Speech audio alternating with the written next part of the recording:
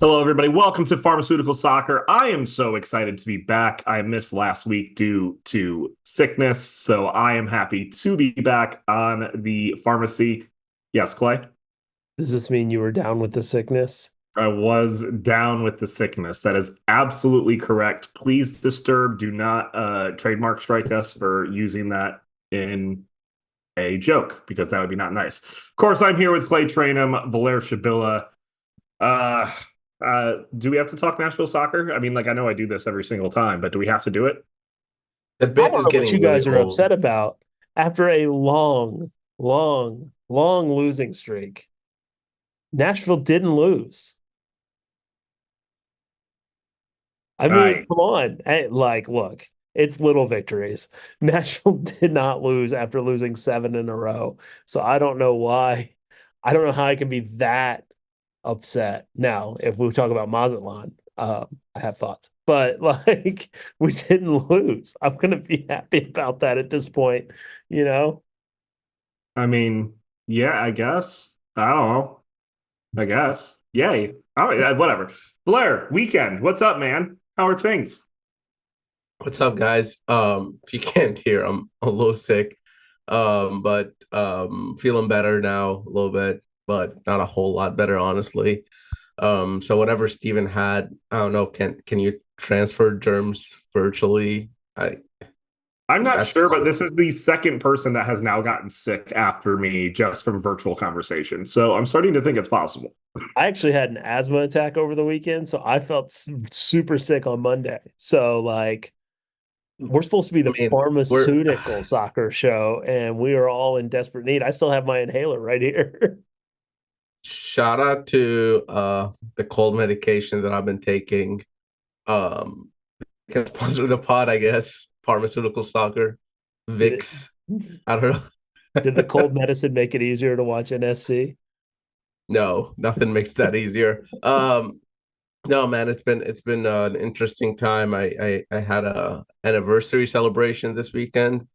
That was pretty quickly followed by this sickness. So it was Saturday night when I started feeling a little different, a little weird. So I was like, oh, okay, I don't feel good. But we had a good time. Got to have nice dinner and celebrate and enjoy some video games with my girlfriend, which is something I've not really done before ever. So that was an interesting thing. But when you're sick and can't go anywhere or do anything, I think you just gotta find in-home activities, and video games was one of those. So that's been mostly it for me.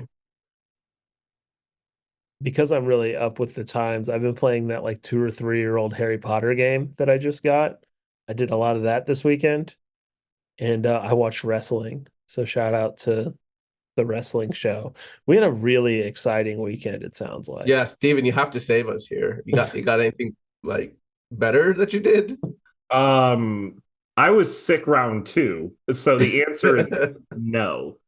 Great. Um, I'm so glad we got to cover the weekend. I know a lot of good stuff. I watched a lot of Olympics, so Yes. that's been fun to do.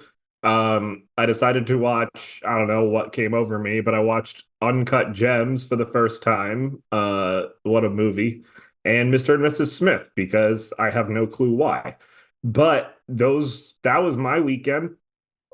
I saw somebody call the Olympics this, and I really enjoy it. They call it Olympics tapas, the sports tapas, which is really what it feels Wrong. like. I It's got really not really wrong. into a sport for about a day and a half, and then I'm not going to care again for a good while. Yeah, I mean, like like I love swimming, and I'll always love swimming, but I only really care about swimming during the Olympics, and I really care about swimming during the Olympics, and then I don't.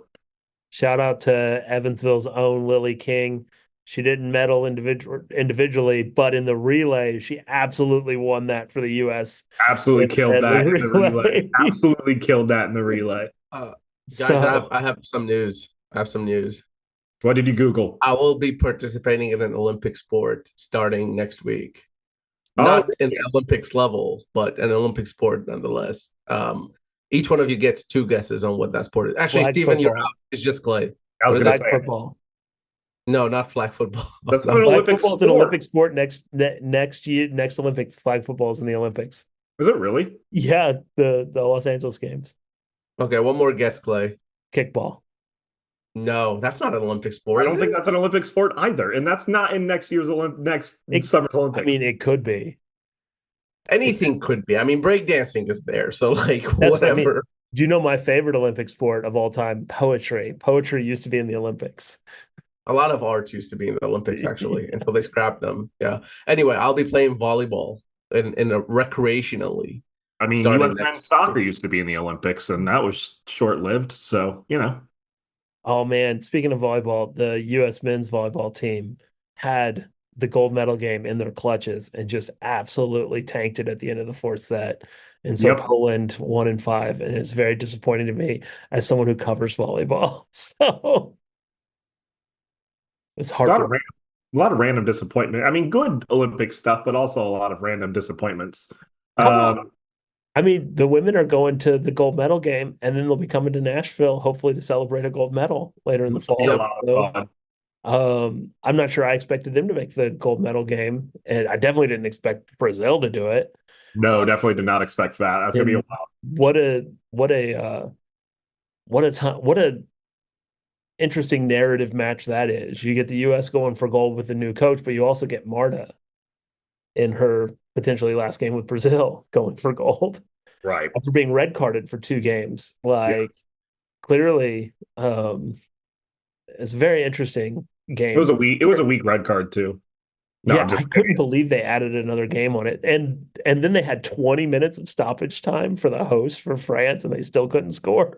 I was disagreeing. I was making a sarcastic joke. Marta kicked that girl specifically square in the face. That should have been 2 games. Well, it looks like rundowns mean nothing to you guys because this was clearly slotted for the third segment. So I mean, technically, we're giving a weekend recap. Hey, Just I no, I know. I was just meaning it's weird to give a 1 game suspension, then come back and say, never mind, it's 2 game suspension. oh, gotcha. We're not used to that. Are we used to that? I don't actually know.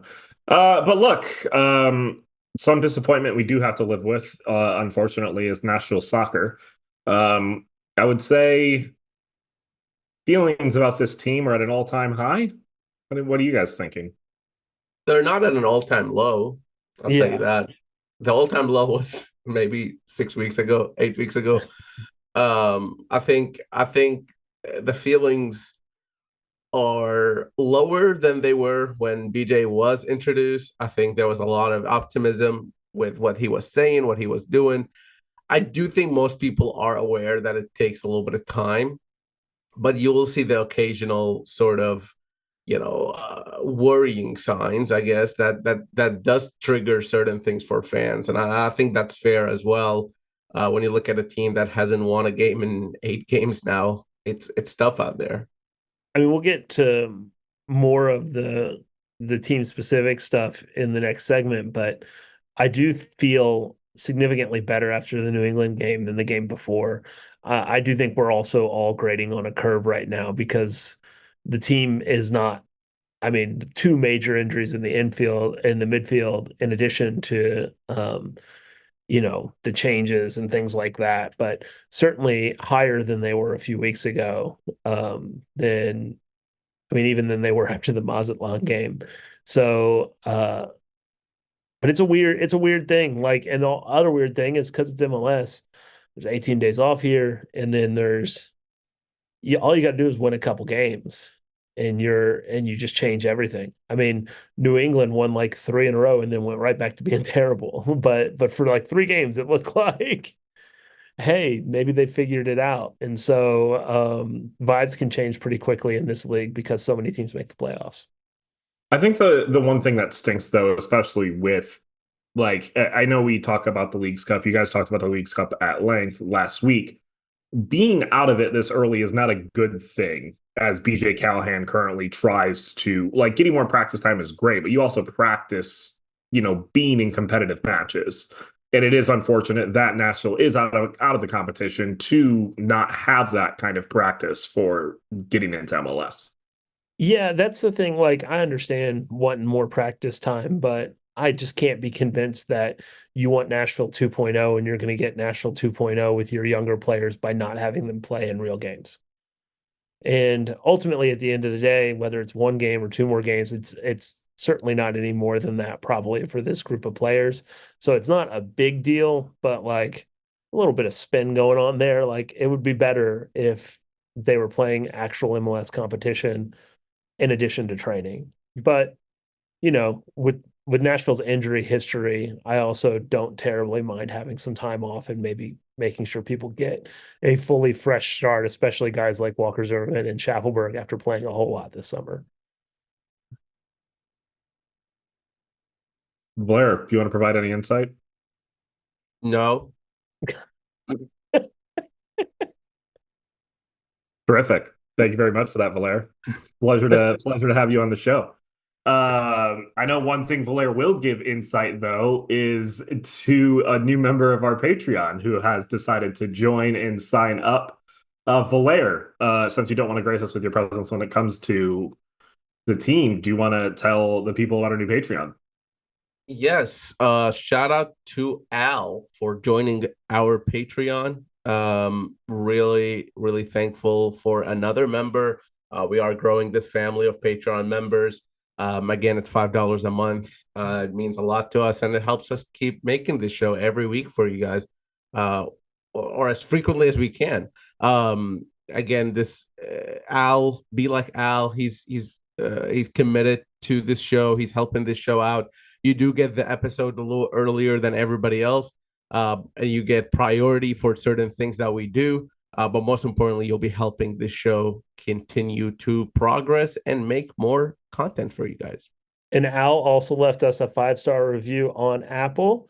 And so if you guys want to leave a 5-star review, we will read that here. And so Al's review goes, by the fans, for the fans, easily the most enthusiastic, realistic, and informative Nashville SC podcast. As a former leader of the Roadies and former capo for the supporters group, Stephen brings the SG perspective, Clay's collegiate sports background, passion for the history of professional soccer, and his passion project, the Nashville Soccer Archive, brings the Nashville to the NSC podcasting world. And last but certainly not least, Blair's insightful and professional media takes professional media takes bring a much needed media outlook to the new club. I didn't realize that we could be media. Simply my favorite NSC podcast, and it should be yours too. I still don't think Oh, technically. wow. We need to strike that last part from the rack. But that was a great review. I don't think you guys have ever said anything that nice about me before in my entire life. So it's the nice only way that you'll ever hear us compliment Steven is if you write a review, and we will read the review on air. 5 stars. If you leave anything less than 5 stars, honestly, you should have left no stars, but don't leave no stars. So just give us 5 stars and we will read it on air. So shout out to Al. It seems like this got a little confusing. 5 stars, just so we're clear. Yeah. It's the only acceptable review. Before this goes off the rails, like Nashville SC's current performances, we are going to talk about those Nashville SC current performances here next on Pharmaceutical Soccer. And we are back right here on Pharmaceutical Soccer at PharmaSoccer on our Twitter, Facebook, and Instagram. Also, as Valer mentioned in the first segment, we also do have a Patreon, PharmaSoccer. Go check that out. It's only $5 a month. Helps us do the show. We like doing the show, want to keep doing the show, and it's Patreons like you that help keep it on. Again, you get the episode early, all that fun stuff. So check it out. It's only $5. It's a good time. Not a good time though would be watching Nashville soccer over the last week. But we are 2 months. Past 2 months. But we are here to talk about it like we always have been and always will be, no matter what performances happen. We're going to talk about it because we have stuff to say. What do you think? We did take a week off after one of these bad performances. But we did do that. I wasn't going to mention that because everybody knew we took a week off. And it was literally just because we did not want there. We just did not have. We were fine. We probably could have recorded the show. We just did not feel like it. But we're still here. Do you guys want to talk about Mazatlan first, or do you want to talk about New England first? Which one? I think Mazatlan is not particularly informative, but I think it's worth mentioning. It was BJ Callahan's first game. I don't think we saw, hopefully, we didn't see much of anything that we will see from BJ Callahan's teams going forward. I do think there were some like little pieces of things that like maybe are a good sign down the road. But ultimately, like I said, after that game, that might have been like one of the 5 worst NSC performances that I'd ever seen. And I still stick with that. It was just a really, really poor performance to sit there and watch in the stadium. That as frustrating as any I've ever watched. Yeah, I think watching Mazatlan sort of take advantage of a couple opportunities that came their way and just overall look more dangerous than Nashville SC without them actually playing in high level of any sort. I think that was pretty annoying. And then seeing the fact that they are one of the worst teams in Liga MX. They struggled against New England. Now they played better than 1-0 against New England, but that's what they ended up with. They ended up losing. And the amount of talk about the excitement of what BJ Callahan can bring, I think folks have forgot a little bit that excitement and maybe players, being too up for it could backfire a little bit and could see players making some silly mistakes that they're not used to, or get them in a place where there's simply there's too much going on, right? That they are trying to prove too much, they're trying to do too much. And I thought you could see that especially with Yazbek performance in both games, but mainly in Mazatlan's game. And I think similar can be said about Godoy and others. So I think when you have that going on as well, it becomes pretty disappointing that Nashville wasn't able to get any points against really poor Liga MX side. My so I mean, I don't want to belabor the point because people kind of know how I feel at this point, but like the 2 month wait leading up to I was really, really disappointed in the lack of veteran leadership that we saw over those 2 months. Simple mistakes being made that lead to goals, like no real bounce back. This team hasn't scored multiple goals since June, and they haven't scored more than 2 goals since May. So like it is this extended layoff, that like substitute teacher period, the second half of Rumba Montali's time in charge, like bad habits developed in that amount of time. And those mistakes compound upon each other. And then you go into a new regime, if you will, with a lot of the same players, the same players both on the pitch and like on the bench in terms of like assistant coaches and things like that.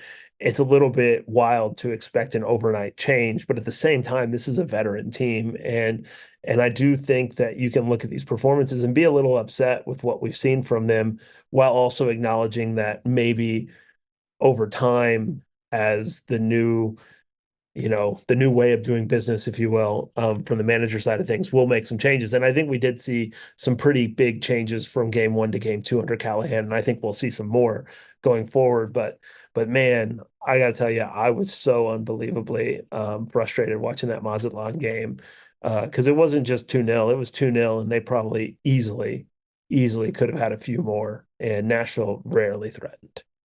Yeah, I mean, I find it interesting. And again, we've been talking about this throughout the season. It's going to take a lot more than just a coaching change to figure out what's going to be going on with this team. Because not only are you dealing with, different regime changes, and I do believe that you're kind of starting to see the kind of BJ Callahan style of play throughout the past couple of matches. And I think you're going to see that, in a very big light coming into when we play MLS again. But I also just start to think that this is not the same team that we were last year, just based on players naturally regressing. Like, I think we could look at just some of these players, and they are not the same players that we saw last year in the League's Cup performance in last year. And that's one thing that BJ Callahan is going to have to go through and figure out. And I think some of the veteran players are going to be in questionable positions going forward, just because of this natural regression. We're going a little bit out of order on the rundown here, but I think that's a good thing to talk about players just real quick before we move into more BJ focused things. One of the things that really stuck out to me, and I said it on Twitter last night watching the New England game, and this is a really like minor thing that should be a base level expectation. But one of the things that I noticed in the Mazatlan game, but especially in the second half of the New England game and the latter parts of the first half, is there was a lot more chance, there was a lot more time when Hani Mukhtar was getting on the ball going forward. And that is something that hasn't really always he's had his back to goal a lot, not being able to turn, not being able to get a shot off. And he was able to have a little bit more freedom of movement, which did allow for some better chances. Obviously, Schaffelberg being there helps that in a massive, massive, massive way. But there were a few times when it felt like he was more a part of the game going forward than we'd seen in the last 2 months. And like I said, it's a very minor, very like base expectation that you should have that the MVP be more involved in plays that seem more natural to the way that you'd wanted soccer team to play. But like if they're able to get him in more opportunities to succeed, even if he's not scoring the goal and not creating the goal or whatever it may be, Nashville will be a better team because they will be at least a little bit less easy to set up against. And I don't know if that really plays out, on the number side of things, but it was something that I definitely noticed watching the last two games. And I will say that I know the numbers the second half of the game last night really showed that a team that was putting pressure on New England and really finding ways to get opportunities, even if they weren't like great opportunities. I mean, I think there's also worry for some of the more mainstays. When you're talking about guys like Dan Lovett, Annabelle Godoy, even Alex Muyl, Teal Bunbury. These are guys who've been with Nashville SC for a while, especially the first two I mentioned, who've been there since the very beginning of Nashville SC and MLS.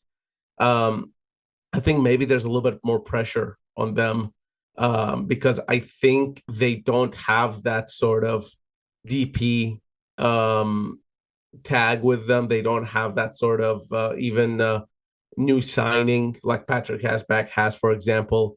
Or when you look at a team moving to a younger core, then the first players you're going to look at is players over 30 who aren't necessarily your first day. They're not going to start in most teams in MLS, right? And I think that those are the guys who will have a little bit more pressure to perform under BJ Callahan and try to earn a spot because it's going to become harder and harder for them to continue to keep their spot in Nashville's squad. Well, and one thing I think that, like, kind of getting back to kind of the way that BJ kind of plays his style, all that type of stuff. And we saw that the past two games, especially with what the players were talking about, is the intensity that BJ Callahan brings to the pitch and to practice. He is definitely a lot different in his managerial style than Gary Smith was when it comes to getting on players, having an intense style of practice, having an intense style of play. Like, you could see it even when, after that goal was scored against New England, you could tell the pressure was on. And the players, I do believe, after that first goal was scored, did start to put on some additional pressure. But with that intensity is going to come with some of these players not being able to handle that intensity. And I think we're going to see that natural kind of shift to being that younger squad that we're looking to become. Yeah, I think that not enough was talked about with Gary Smith as how it was a veteran heavy team, but having a veteran heavy team made things easier for him to manage because there was a lot of things that players can help manage themselves, which is like a thing that you see happen in coaching a lot, right? You bring in guys that you have potential, but you also bring in guys that maybe aren't the same level player, but they can bring that out of people. And like, I think there's something to be said for like, obviously Dax's involvement, which is something that a lot of fans talk about. I don't fully ascribe to that being like the major difference. I think it's a big part, but I think that there's a lot of things that are involved when this team is transitioning. But it is one of the things that we see a lot of people talk about. Oh, it's time to blow up this team. It's time to do this. It's time to do that. And then when I'm looking at the roster, I think that there's a lot of places in the roster where there needs to be a good amount of turnover. I think midfield is obviously the first place that anyone would look. But you start to look at the big pieces, like the big ticket pieces are still guys that you think should be able to be successful in this league. The Hani Mukhtar, the Sam Surridge, the Walker Zimmerman. I mean, even the Shaq Moore, I don't think he's had a good season. I think that there's still obviously some good things to like. I think he was actually pretty decent yesterday against New England. So like these big ticket pieces are still guys that you can win with. That you just don't have enough guys that you can win with right now. And so it'll be interesting to watch what happens with those older players like the Godoy and honestly like the Sean Davis, where you're committing, $1 million a year to a guy who's not a locked in starter. So it's an interesting thing to watch as we get towards the end of the season. Well, should we explain a little bit what the system is? It's not just necessarily intensity, which it is true. There's a lot more pressing, which is where that intensity comment comes from. My question would be, I don't know, Valer, do you want to explain the system better? Yes, I would like to. I was going to before I was interrupted. Okay, cool. Have you ever felt like you actually feel good and you're no longer sick, and then you start recording a podcast and you just zone out completely?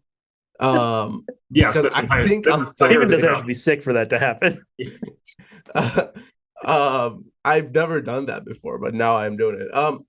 No, but let's talk. I just want to talk about BJ's sort of how he sets up, and it's not necessarily the formation, but the formation is looking closer to a 4-3-3, with 2 8s playing, which Hani Mukhtar occupies the left position while Yazbek is occupying on the right position. And those 8s are pretty aggressive and high up, especially when we saw against New England, where Yazbek got the assist there. I mean, it's pretty much like 2 10s, really, more so than 8s. But when Nashville doesn't have the ball, it retreats back to a 4-4-2, where Mukhtar tucks in with the striker, who's Sam Surridge, and then the white players just go backwards a little bit, and Yazbek tucks in next to Godoy. So what we're starting to see is probably a slower shift to this 4-3-3 that BJ wants to play, that BJ wants to implement. But back to Clay's point, they need those players to be able to play it. So away from the formation and the shape, what does BJ Callahan's style actually mean? It means that they need to get the ball forward as fast as possible, but also not it depends a lot on playing out of pressure and getting the opponent to press you and playing out of that. And that's one thing that Nashville SC has never been able to do. They've tried it against Gary. They tried it with Gary Smith. They've tried it with Ruma Muntali, and now they're trying it with BJ Callahan. They're not good at playing out of the back when the other team presses them. And we saw it almost concede. We saw them almost concede a goal against Mazatlan and against New England, just simply by playing it out the back. So I think the first step there is probably finding players who are comfortable enough to play the ball out of the back. Now, Walker Zimmerman is a huge, huge help. BJ Callahan talked about his ability to hit those passes through the lines. I think when you have somebody like Walker back there, a trustworthy defender, you then maybe a little bit of the dependency on Shaq Moore and Josh Bauer is less so, because now Walker can also take that ball and forward. And same thing with Dan Lovitz, right? And then in the midfield, I think they can benefit with another midfielder as well, who is more comfortable on the ball and who can play the ball forward. That's honestly been one of the more disappointing things with me this season, watching Mayer, because Mayer at times has shown impeccable passing in the past, albeit usually in a more direct sense up the field. But he didn't even start this game.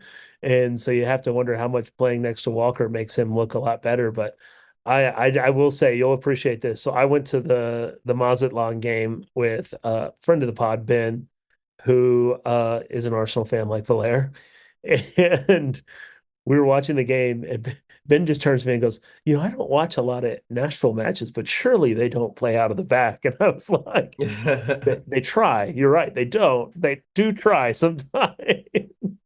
Yeah, and that we saw it with Gary Smith too, especially in last year's Leagues Cup. Actually, that's kind of where it started, where they tried to do it, and sometimes it works out. I do want to give them credit. Like, there were a couple sequences that worked out against New England, but they just look so shaky when playing out of the back, and it's clear that's the instruction from BJ, and it's clear that the players don't feel comfortable following through that instruction. I will say this, and I'm just picking out one specific moment. One of the things that I always get worked up about when it comes to MLS in particular is that I wish teams would gamble a little bit more because the players aren't good enough, essentially, to not gamble a little bit because goals are there. So one of that is like I talk about running at goalkeepers. Goalkeepers aren't very good in MLS. Goalkeepers were terrible in USL. I was screaming at them to run at goalkeepers. And against Mazatlan, obviously it's a backup goalkeeper to one of the worst teams in Mexico, in the top flight of Mexico. And then we never really saw it because it was a sort of naturally conservative team. Keep the guy in front of you if the ball's in the air. And then against New England, one of the big moments that could have ended up being a really big moment is that Schaffelberg takes a gamble on a ball over the top. Mhm. And it's played well. Like the defenders got a read on it, but Schaffelberg runs instead just in case. And what happens? Comes off the defender's head. Schaffelberg's in behind. Now, the crazy thing is neither he nor Hani Mukhtar gets a shot off in this situation where it's basically a 2-on-1 with a goalkeeper. But those are the little moments that we wouldn't have seen from Nashville at the start of the season. And these are things that can happen in MLS games. I'm not saying be unwise and gamble all the time, but pick your moments because there are guys that can make you pay. And Schaffelberg is like a prime example of someone who can make you pay if you misplay a ball going to your back line. And that's like a really anecdotal piece of evidence, but I think it's also informative on like maybe being a little bit more willing to take risks. Yeah, and I mean, one of the guys who I think has been taking more risks than most of the team is Patrick Yazbek. I mean, he came in for these two games, first ever time playing for Nashville SC, and I thought the responsibility he's given in midfield is incredible for a brand new player that just joined the squad. But I guess when you have a brand new coach as well, it's kind of a clean slate for everybody, and it allows you to give this new guy sort of this responsibility. Again, I really thought that he looked good, even though he had a really questionable passing and at times and gave the ball away multiple times. He was only doing that because he was relied upon so much. Everything from Nashville's midfield ended up coming off of him. And Godoy helped out every now and again, but Yazbek was the guy running all around, trying to create things. And when you are hitting the same guy for pretty much every single pass, he's gonna misplace a few. And I think that's kind of my message for Nashville SC fans is that there is one way for these players to learn, and that's to take risks. But risks come not always with rewards, right? Sometimes they come with consequences. I'm reminded of when Wayne Rooney was coaching DC United, and he would have his goalie stand so far up out of the goal. The goalie got chipped. I think it was Tyler Miller. He got chipped like 3-4 times, and DC conceded 3 or 4 goals throughout like 2 months or so. But to Rooney, that's risk of having an extra outfield quote unquote player of passing to pass to was worth taking. And I think that's kind of the piece that I think Nashville SC fans will need to adjust with, is that for the team to go more aggressive and to be more positive, there will be the inverse of that, which is leaving them back a little bit more vulnerable. And the same thing with young players, right? Everybody wants to play 18, 20, 22-year-old players. 18, 20, 22-year-old players makes more mistakes than the veteran players. And there was a reason Gary Smith didn't really take as much risk, because he played it safe and it worked out largely for him and for Nashville SC. And it would have worked out this season. I tell you, if they didn't fire Gary Smith, I'm pretty positive Nashville SC would be in a playoff position right now, and probably in a better spot in the League's Cup. However, they wanted to change and get into this whole new young era, and I don't blame them for that at all. It just is going to take a while. Yeah, and I think a key example of what you're talking about, like the best way of just explaining that is Walker Zimmerman. Like you don't even really have to go to DC. Like Zimmerman, those first couple of years when he was the best defender in the league, one of the reasons he was the best defender in the league was that he took a lot of chances going forward. He would dribble up into the box, and he made Dave Romney look like an unbelievable center back. Because Dave Romney was doing more defensive work than Walker was, but Walker was just so stout both defensively and getting forward, that he made Nashville a better team, especially in 2021. But we'll have a lot more to talk about with Nashville and BJ Callahan. Obviously, we have a few weeks where there's no games going on, so we're going to have to make up stuff to talk about. So we'll see what happens there. I don't know if anybody's going to end up doing a fake card game like we've done on this show before, but we'll have to figure something out to talk about the next couple weeks. Anyway, we will take a brief break here. We're going to come back and we're going to talk a little bit more about the Leagues Cup in general and kind of set up what's coming up next. You're listening to Pharma Soccer. And welcome back to Pharmaceutical Soccer. We are here for your third segment. Clay Trainum, joined by Valeria Shabilla. You know, last segment, when I said that sometimes you don't even have to be sick to zone out, Steven played that exactly perfect. And so Steven's gone. Like, he's disappeared. We don't know what happened to him. So we'll see what happens. We'll let you know next week what happened to Steven. Yes. For now. Tweet us what you think happened to Steven. I was just gonna not acknowledge it and just let people figure out what happened, but I felt like I needed to say that Steven wasn't here anymore. That's probably fair. Yeah. So the Leagues Cup's going on. I'll be honest with you, I'm paying significantly less attention to the Leagues Cup as I was last year, largely because I didn't think Nashville had a chance to compete, and now I know that for a fact because they're out. So how have you been watching with the Leagues Cup? Not a whole lot. And I was listening to David Goss on Soccer Rise talk about this a little bit. And he said last year Leagues Cup had so much excitement because Messi was coming in, right? And there was this whole sort of Messi's here, but also is the first year of this competition. And there was nothing else going on in that summer. To where now we had Copa America, we had the Euros, the Olympics are going on. And there's no really big storyline out there for this Leagues Cup. Mexican teams are kind of tired of being away. And I agree with his take of that. Like, this second iteration is clearly less exciting and less of a big deal in any way, shape, or form, just simply because it lacks those storylines. And I think people are a little fatigued of summer of soccer. I think people are tired of continuing to watch soccer. And every competition is, made to be the best competition of all time. And it's really not that. I mean, even Copa America wasn't a whole lot of excitement, and the Euros were fine, I guess. But I think people are a little fatigued about it. And then when you think about it, next week the Premier League season starts. I mean, that's how close we are, and that's just insane to me that all of this soccer is going on, and you just gotta assume something takes a hit, and Leagues Cup is definitely taking a hit of that.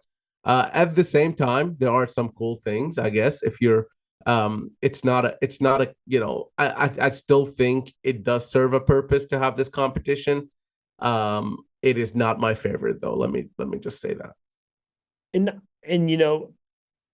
this is not a big group of people. So I'm acknowledging on the front end that it's not a big group of people that I'm talking about.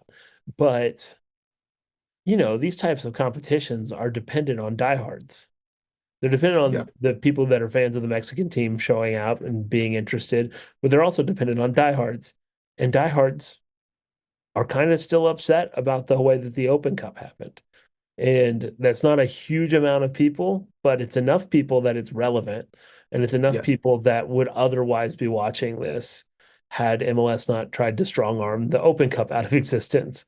And I think that is something to keep in mind. Now, I do think that the Leagues Cup next year will probably stand out a little bit more when there's not massive soccer competitions going on, whether it's, it's not MLS because it's women's soccer, but the Olympics is the second largest women's soccer tournament, for that a team can win. And then you obviously have the Copa America, not only Copa America, but Copa America in the US and Euros.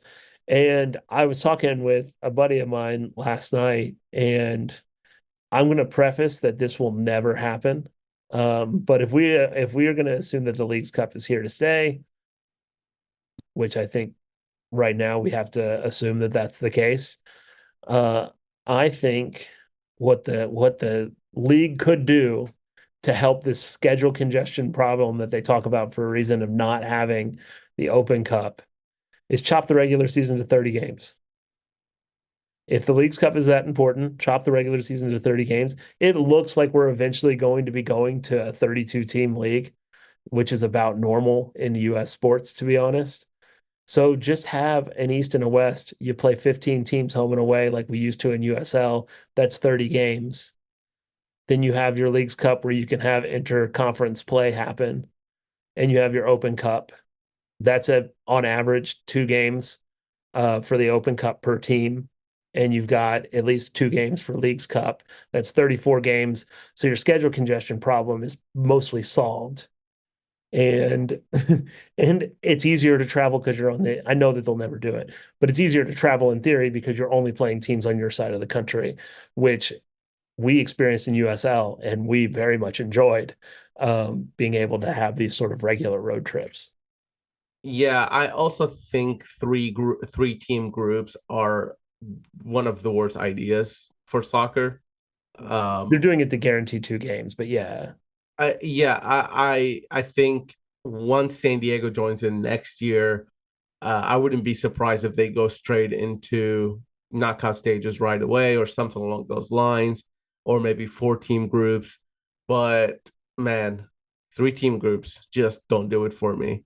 The fact that we had to sit there and watch a penalty shootout between Nashville and New England that meant absolutely nothing, I think that really turns people off from this competition, in all honesty. And you've got Club World Cup coming to the US. You've got an expanded CONCACAF Champions League now. Like, I think schedule congestion is a very real thing that they should talk about. But the one thing that they could do, they don't want to do, which is chop off games off the regular season, which to me, there's no real harm in that other than a few less home games because you have a playoffs. I mean, the other thing they need to Where more do than half the is, league makes the playoffs. So the regular season is the one that means the least of all of these events because of the way they set up the league. yeah, I mean, definitely chop the regular season, but also chop the playoffs. You don't need 3 games. The Oh, best yeah. out of 3 series thing is just Stupid. It's dumb. it's It's very dumb. stupid. Like that notwithstanding, it's very Yeah. stupid. But I was just meaning if Um, you're really worried about schedule if congestion in this part of the if season, schedule that's congestion was an actual worry for them, yeah. then they could have fixed it. But it's not. That's not why they made the Leagues Cup, or what they don't care about the schedule congestion. Maybe the players' PA does, but MLS does not care about schedule congestion. But I think we can move on from that now. I can do 7 segments on this on its own. Yeah. Well, we already kind of talked about the Olympics, but Right. Well, the men's exited the Olympics with a 4-0 the men's loss to exited, but Morocco. I think there's some interesting storylines going on around the Olympics, not just with the men's, but obviously your favorite team played in the Olympics. Yes, they did, and they lost to Morocco as well. Yeah. So Iraq lost to Morocco, and the U.S. lost to Morocco. I did find it weird that we were all supposed to be really, really upset about losing a youth tournament game to Morocco that brought the strongest possible roster. Yeah, I mean, there's so many under 23 guys for the U.S. that just weren't able to be called, um, because their clubs won't let them leave. I mean, the clubs are not obligated to let their players go. So Morocco brought a really strong roster. Not only that, they brought their best player probably of all time for Morocco, Ashraf Hakimi. Let's be So honest, it has a whole lot to do with also playing in France. There's yes, sure. So yeah. if you, yeah, I wouldn't be upset about the Olympic team. I think this was probably the B team in terms of U23s that were taken, and it's fine. It's not a big indictment of what this sport is from this country or anything like that. I just think it's upsetting, it's disappointing. Sure, it's just not some big conspiracy about how Greg Berhalter will be manager again or something. Which there's that. But the women's team, they're in the gold medal, like we talked about. Pretty exciting matchup coming up against Brazil. They won in extra time. They're in their semifinals, so that was pretty exciting to watch as well. The Yeah, players seem exhausted though. yeah, I'm pretty excited about that. I'm honestly like, obviously I want the US to win, but Marta is one of the best players who have ever played, and that would be a cool story regardless, especially like overcoming playing 2 games without her to make it to the final. Uh, Either way, seen both of those teams play in Nashville, which is pretty wild. So that was like I was talking with my wife about it when we were watching the tail end of one of these games, and I was like, it's very weird that like 10 years ago, these were just teams that we would never really see. Like we might see Mhm. one game here or one game there, and we get to see the U.S. play in Nashville almost every year, especially on the women's side. And we have seen the Olympic final take place at Geodis Park. Like the upcoming Olympic final was played at Geodis Park, last year. So Yeah. that's a pretty cool thing.